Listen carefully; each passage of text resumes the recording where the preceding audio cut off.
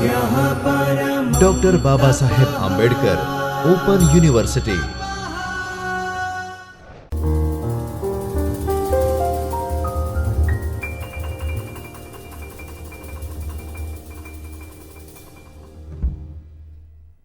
નમસ્કાર વિદ્યાર્થી મિત્રો, ડૉક્ટર બાબા સાહેબ આંબેડકર ઓપન યુનિવર્સિટીના જ્યોતિર્મય પરિસરના ચૈતન્ય સ્ટુડિયોના સ્વાધ્યાય ટીવીમાં હું ડૉક્ટર ચેતના શાહ, પૂર્વ ગ્રંથપાલ અને હાલ assistant professor library and information science આપ સૌનું હાર્દિક સ્વાગત કરું છું. મિત્રો, આજે આપણે યુનિવર્સિટીની school of humanities and social science અંતર્ગત ચાલતા અભ્યાસક્રમ master of library and information science MLIS એનું પેપર 1 ML1 101 એનું પાર્ટ 1 અને એનો યુનિટ 3 એકમ 3 માહિતી, સ્વરૂપ, વ્યાખ્યા, પ્રકાર, લક્ષણ અને વ્યાપ એના વિશે ચર્ચા કરીશું. આગળના લેક્ચરમાં આપણે આ એકમનો ઉદ્દેશ, માહિતીનું સ્વરૂપ, માહિતીની વ્યાખ્યાઓ, અભિગમો, માહિતી વિજ્ઞાન બહુવચન એસની શક્તિ અને ગ્રંથાલય અને માહિતી વિજ્ઞાન સાથે પ્રસ્તુતા વિશે ચર્ચા કરી હતી. આજે આપણે માહિતીના પ્રકાર, માહિતીના લક્ષણ, માહિતીના અવરોધ અને માહિતી વિજ્ઞાનનું કાર્યક્ષેત્ર વિશે વિગતે ચર્ચા કરીશું. તો મિત્રો, માહિતીના પ્રકાર આપણે આગળના જોયું કે માહિતી શબ્દની વ્યાપકપણે સ્વીકૃત વ્યાખ્યા નથી, તેવી કોઈ પણ રીત પણ નથી જેના વડે માહિતીનો સમૂહ બનાવી શકાય કે તેનું વર્ગીકરણ કરી શકાય. વાસ્તવમાં વર્ગીકરણના હેતુ મુજબ માહિતીના વિવિધ ગુણધર્મો, માહિતીના પ્રકારોનો સમૂહ તૈયાર કરી શકાય છે.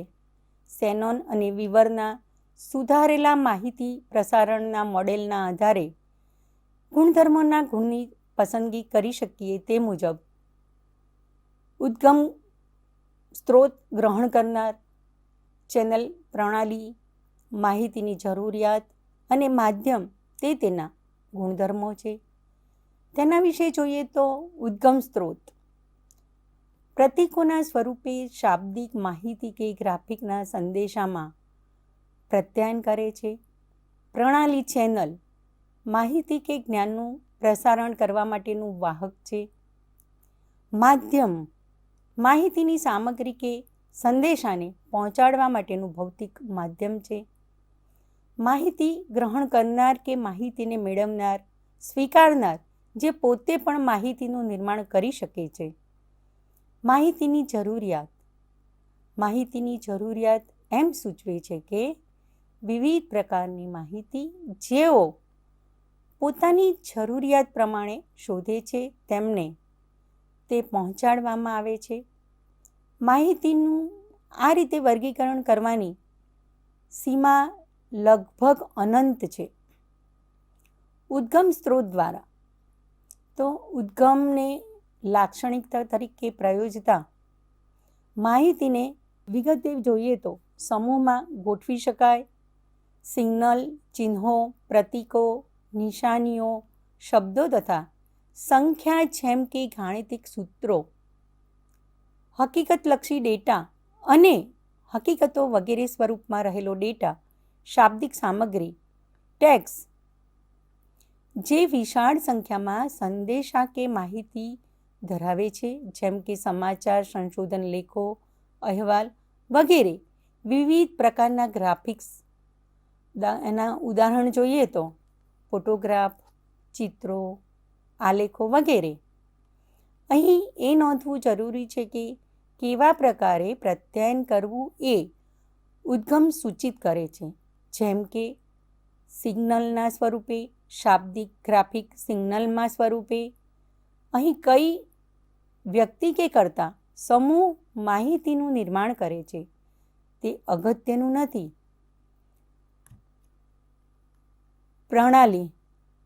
પ્રણાલી દ્વારા સમૂહમાં ગોઠવવા માટે માહિતીનું પ્રસારણ કરવા માટે ચેનલના વાહક તરીકે મદદ લેવામાં આવે છે.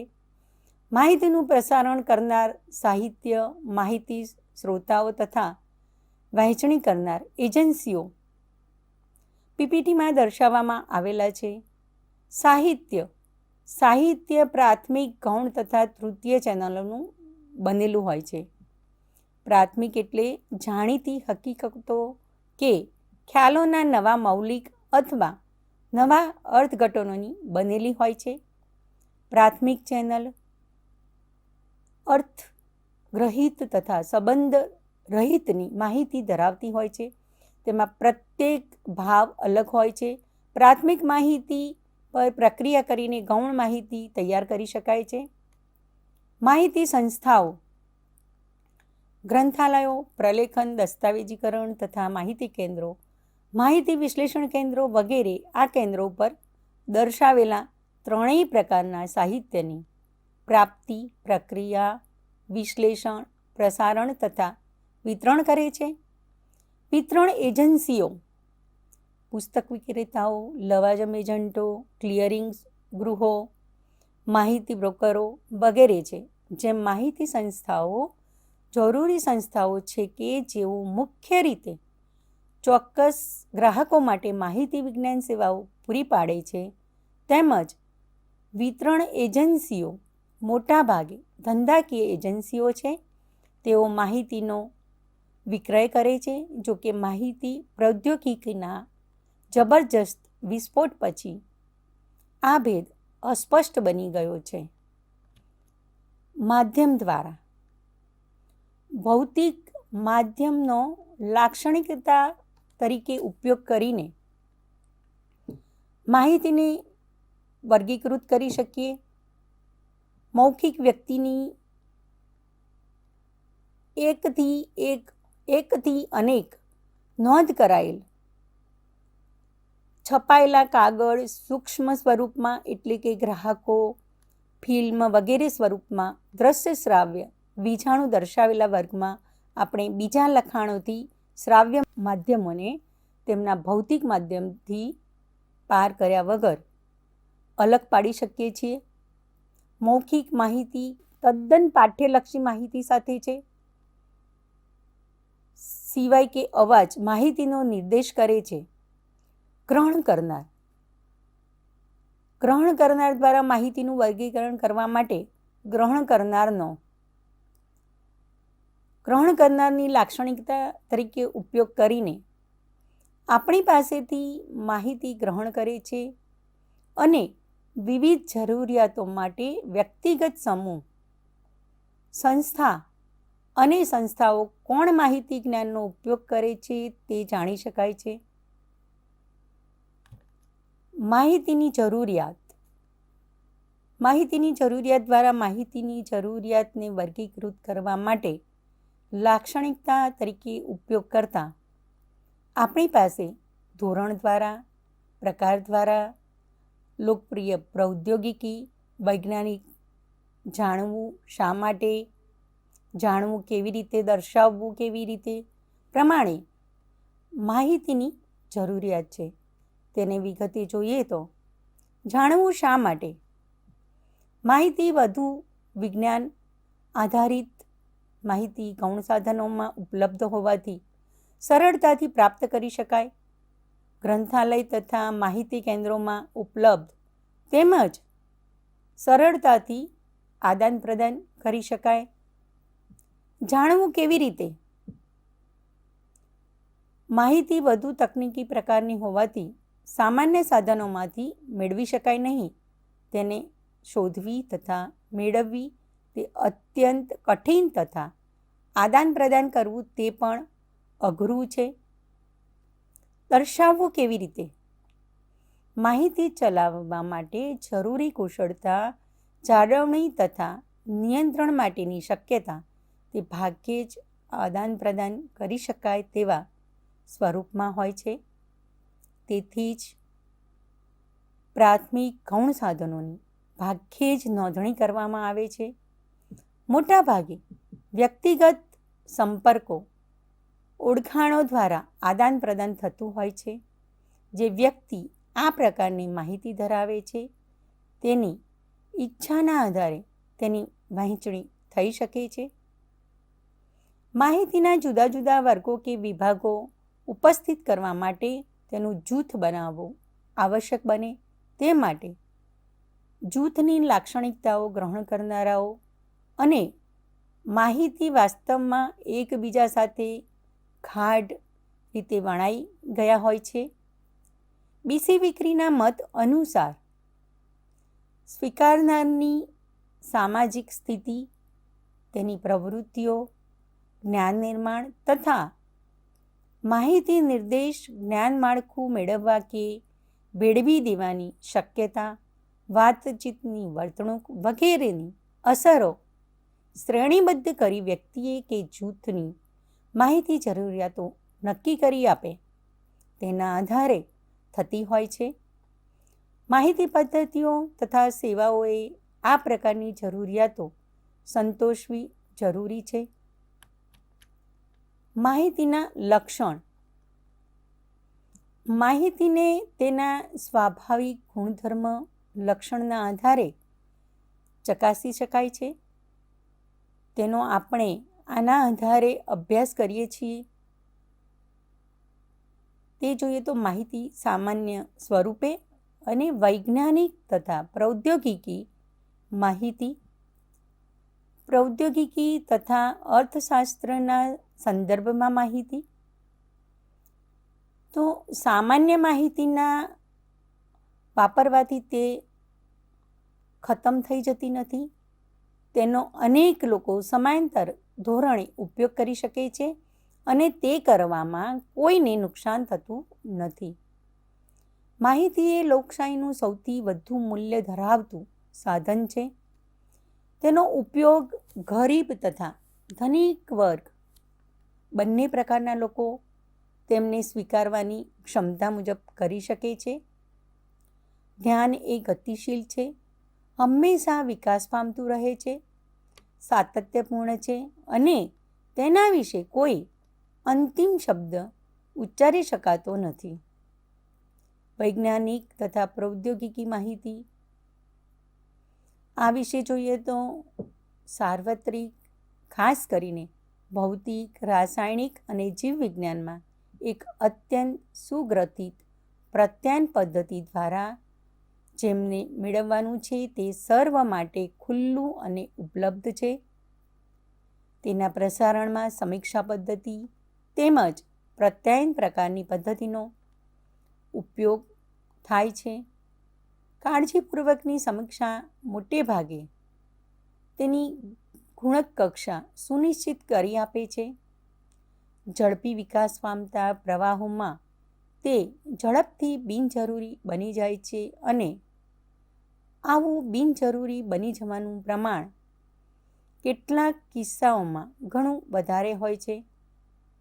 વૈજ્ઞાનિક પ્રકાશનોમાં જબરજસ્ત વધારો થવાને કારણે તેની ઉપલબ્ધતા ખૂબ અગત્યની બની ગઈ છે. પ્રૌદ્યોગિકી અને અર્થશાસ્ત્રના સંદર્ભમાં માહિતી. આ વિશે જોઈએ તો સમય અને ભૌગોલિક અંતરના કારણે તેમાં નિયંત્રણ હોય છે. ધંધાકીય હેતુઓના કારણે અને કેટલીક વાર દેશની સુરક્ષાના કારણે તે સ્પર્ધાત્મક હોય છે. સ્પર્ધા અને સુરક્ષાના કારણે તેને ગુપ્ત રાખવામાં આવે છે. આજે વિશ્વના દેશોના રાજકીય તથા આર્થિક સર્વોપરિતા જાળવવા માટે જ્ઞાન અને માહિતી શક્તિશાળી સાધનો બની ગયા છે. 100 દાયકામાં જ્ઞાનનું નિર્માણ તથા તેના વિનિયોગને વિવિધ કારણોસર ઉચ્ચતમ અગ્રતા આપવામાં આવી છે. ખાસ કરીને પશ્ચિમના ઉદ્યોગ પાશ્ચાત્ય દેશમાં, જ્યારે વિકાસશીલ દેશો અને જ્ઞાનની તથા માહિતીની પ્રાપ્તિ માટે વિવિધ પ્રકારના અવરોધો અનુભવી રહ્યા છે. માહિતીના અવરોધ. આ માહિતીના અવરોધ વિશે જોઈએ તો વિવિધ અવરોધો માહિતી અને જ્ઞાનના મુક્ત પ્રવાહ અને ઉપયોગને અવરોધે છે. આમાંના કેટલાક અવરોધો ઇરાદાપૂર્વકના છે અને તેથી આ અવરોધોને દૂર કરવા માટેના સરળ માધ્યમોમાં કોઈ સરળ માધ્યમ દેખાતા નથી. માહિતીના પ્રવાહના સંદેશા વ્યવહાર સામેના અવરોધોના પ્રકારમાં આપણે જે પ્રમાણે પીપીટીમાં દર્શાવ્યું છે તે મુજબ ભાષા એ સંદેશા વ્યવહારનું શક્તિશાળી સાધન છે, ત્યારે રજૂઆતના સ્તરોને કારણે થતા અવરોધો સંદેશા વ્યવહારના ઈરાદાથી સંદેશા પહોંચાડવામાં નિષ્ફળતા જાય છે અથવા નિષ્ફળ જાય છે. સાંસ્કૃતિક અને સામાજિક તફાવત સંદેશા વ્યવહારની ગંભીર સમસ્યાઓનું કારણ બની શકે છે. માહિતીની યોગ્ય રજૂઆત દ્વારા આ સમસ્યાઓ દૂર થઈ શકે છે. આ સમયમાં પ્રકાશનમાં થતો વિલંબ, કદ, ખોટી માહિતી તથા વિવિધ કારણોસર પ્રશ્નો ઊભા થતા હોય છે. અવરોધોનું આ જૂથ ખર્ચની સમસ્યા, દેશની રાજકીય પરિસ્થિતિ અને દેશના અન્ય કાનૂની પગલાં સૂચવે છે. કેટલાક અવરોધો દેશની માહિતી નીતિઓનો ઉપયોગ કરીને તથા આંતરરાષ્ટ્રીય માહિતી તથા પ્રત્યાયન પ્રમાણોની સ્થાપના કરીને ઉકેલ મેળવી શકાય છે. માહિતીનો અભ્યાસ કાર્યક્ષેત્ર. આ માહિતીના અવકાશ અને અન્ય સંલગ્ન ખ્યાલોની વિસ્તૃત ચર્ચા કરવામાં આવી છે, જેમાં તમામ માનવીય પ્રવૃત્તિઓમાં તેમની સુસંગતતા, મૂલ્ય, ભૂમિકા અને મહત્ત્વના સંદર્ભમાં ચર્ચા કરવામાં આવી છે. આપણે એ પણ શીખ્યા છીએ કે માહિતી અને જ્ઞાનનું મૂલ્ય છે, ઉપયોગિતા માત્ર ત્યારે જ છે આ માહિતી અને પ્રત્યાયનને અવિભાજ્ય બનાવે અને કેટલીક વાર તો ભેદ ન પાડી શકાય તેવું બનાવે છે. તેથી જ આપણા માટે માહિતીના વહન માટેની પ્રત્યાયનની પ્રક્રિયાને પ્રોસેસ માહિતીના કાર્યક્ષેત્રના સંબંધમાં ચર્ચવી ખૂબ જ જરૂરી છે, જેનો આ એકમના અગાઉના વિભાગોમાં તેને ભણી ચૂક્યા છીએ. ચેનલ મીડિયા પ્રાપ્તિકર્તા અને વપરાશકર્તા એ તત્વોની રચના કરે છે જે માહિતી ટ્રાન્સફર ચેઇન બનાવે છે. આપણો મુખ્ય મુદ્દો ગ્રંથાલય અને માહિતી વિજ્ઞાન હોવાથી માહિતી સેવાઓના વિસ્તરતા પરિણામોના સંબંધમાં માહિતીના અવકાશની તપાસ કરવી પણ યોગ્ય છે. રંગનાથનના 5 કાયદા અને માહિતી અભ્યાસ. રંગનાથનના 5 લો એક લાઇબ્રેરી સાયન્સનો અને ઇન્ફોર્મેશન સ્ટડીઝમાં માહિતી વિજ્ઞાનના વિશાળ ફલકને લક્ષ્યમાં રાખી રંગનાથને આપેલા ગ્રંથાલય વિજ્ઞાનના કાયદાઓ તપાસીએ તો તે માહિતીને ખૂબ જ વિશાળ પરિપ્રેક્ષ્યમાં ઉપયોગી છે. આજના ઉત્ક્રાંતિના યુગમાં અને વળી તે વિક્રીએ આપેલા રૂપરેખામાં પણ યોગ્ય રીતે સમાય છે. માહિતી પર ધ્યાન કેન્દ્રિત કરીને ફરીથી રજૂ કરવામાં આવેલા 5 કાયદા જોઈએ તો નીચે મુજબ છે. માહિતી ઉપયોગ માટે છે. દરેક ઉપભોક્તાને તેની માહિતી મળવી જોઈએ. દરેક માહિતીને તેનો ઉપભોક્તા મળવો જોઈએ.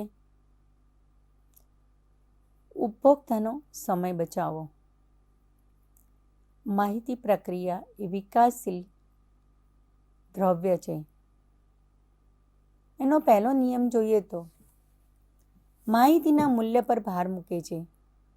દરેક માનવીય પ્રવૃત્તિમાં માહિતી સૌથી અગત્યની બાબત છે.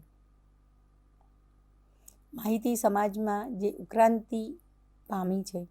માહિતી એક સ્ત્રોત છે, વેચી શકાય તેવી વસ્તુ અને તમામ માનવીય વૃદ્ધિ અને વિકાસનું મૂળભૂત નિવેશ માનવામાં આવે છે. માહિતી સમાજની આ વિભાવના રંગનાથનની પોતાની સમજ સાથે સારી રીતે મેળ ખાય છે. ખરેખર તો જૂના જમાનાનું જ્ઞાન એ જ શક્તિ છે વગેરેનો જ્ઞાનની શક્તિમાં વધારો કરવા માટે ઉપયોગ કરવામાં આવ્યો છે. આ શક્તિ બિનસ્ત્રોતમાંથી તેનું સંપદામાં રૂપાંતર કરે છે.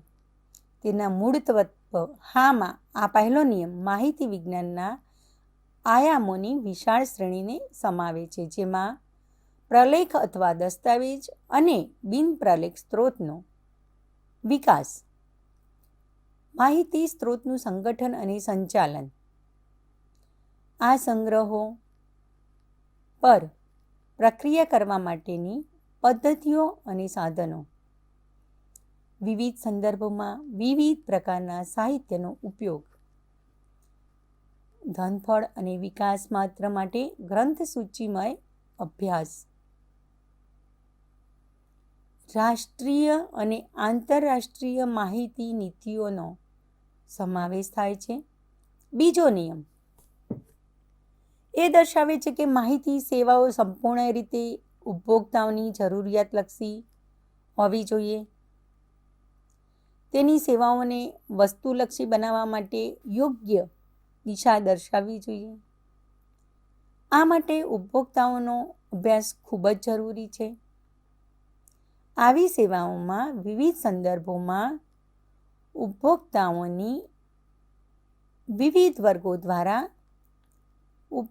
વિવિધ વર્ગો દ્વારા માહિતી એકત્રિત કરવાની રીતો, વિવિધ પ્રકારની માહિતીનો ઉપયોગ અને ઉપભોક્તાઓ કે તેમના રસના વિષયોનો અભ્યાસ, જેમાં વ્યક્તિઓ, જૂથો, સંસ્થાઓ અને પ્રોગ્રામ્સ અને આવા અગત્યના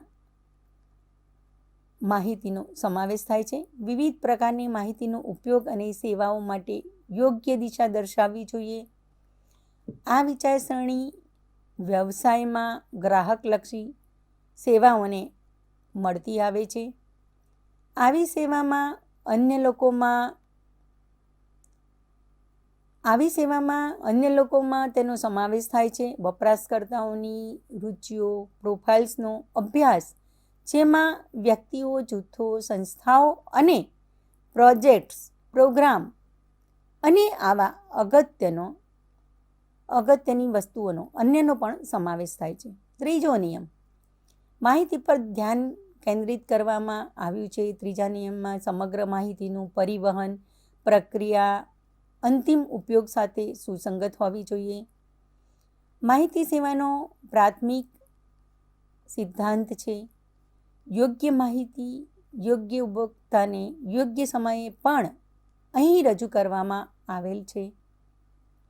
પ્રાથમિક, દ્વિતીયક અને તૃતીયક સંચાર માર્ગો ઉપયોગ પર ધ્યાન કેન્દ્રિત કરવું જોઈએ.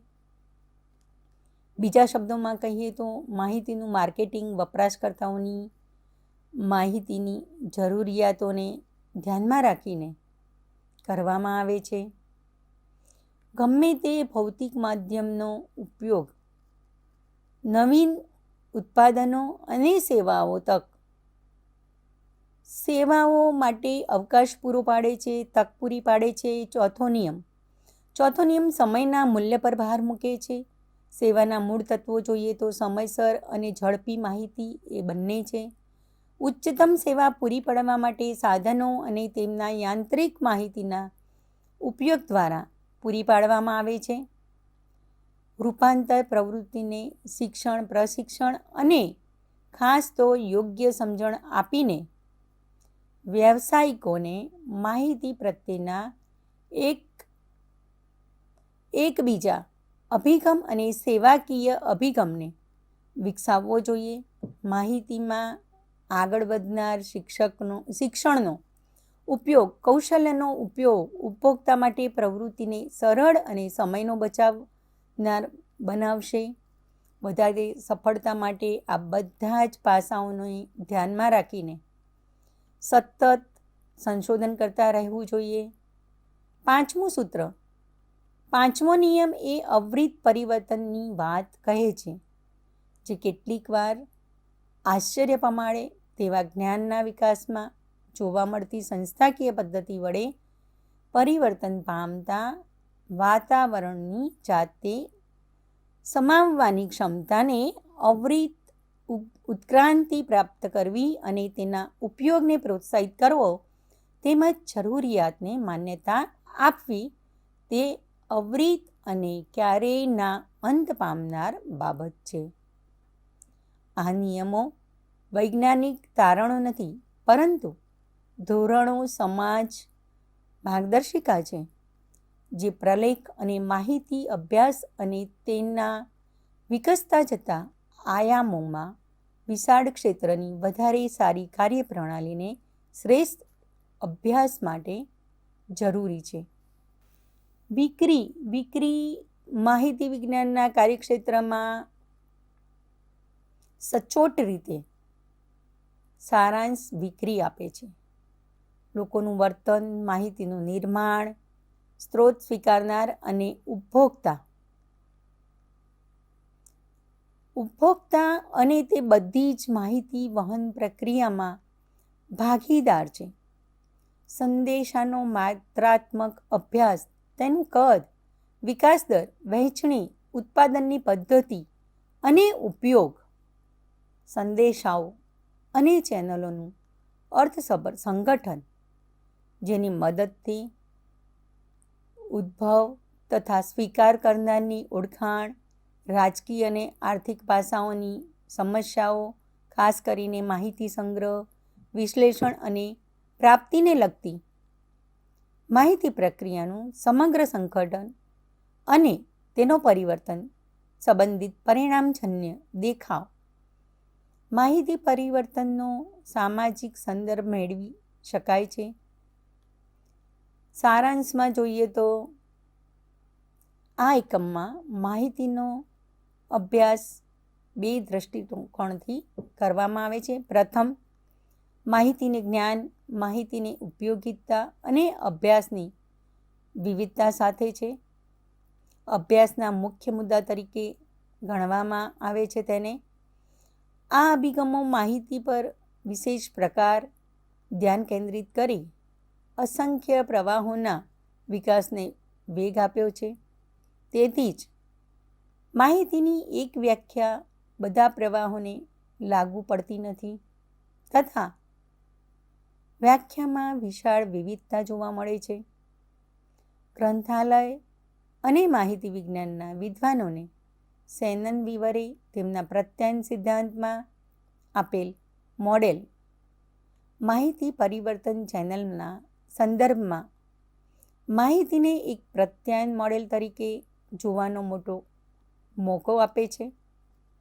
બીજા તબક્કામાં માહિતીની વ્યાખ્યા અને લક્ષણો 5 જુદા જુદા વિદ્વાનો બેલ્કિન, વેરસિંગ, નેવેલિંગ, બોક્સ, બેલ અને મેથોલે વગેરે દ્વારા આપવામાં આવેલ બાબતોની ચર્ચા કરવામાં આવી.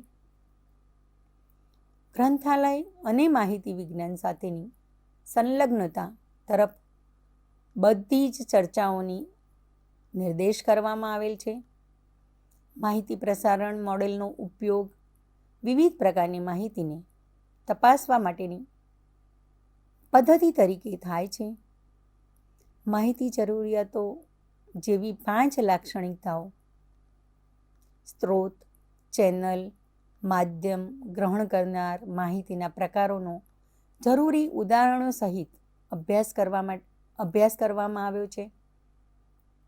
માહિતીના લક્ષણોને સામાન્ય વૈજ્ઞાનિક, પ્રૌદ્યોગિકી અને આર્થિક દ્રષ્ટિબિંદુઓના પ્રકાશમાં ચકાસવામાં આવેલ છે. પ્રત્યાયન આડે આવતા અવરોધોની ચર્ચા કરવામાં આવી છે.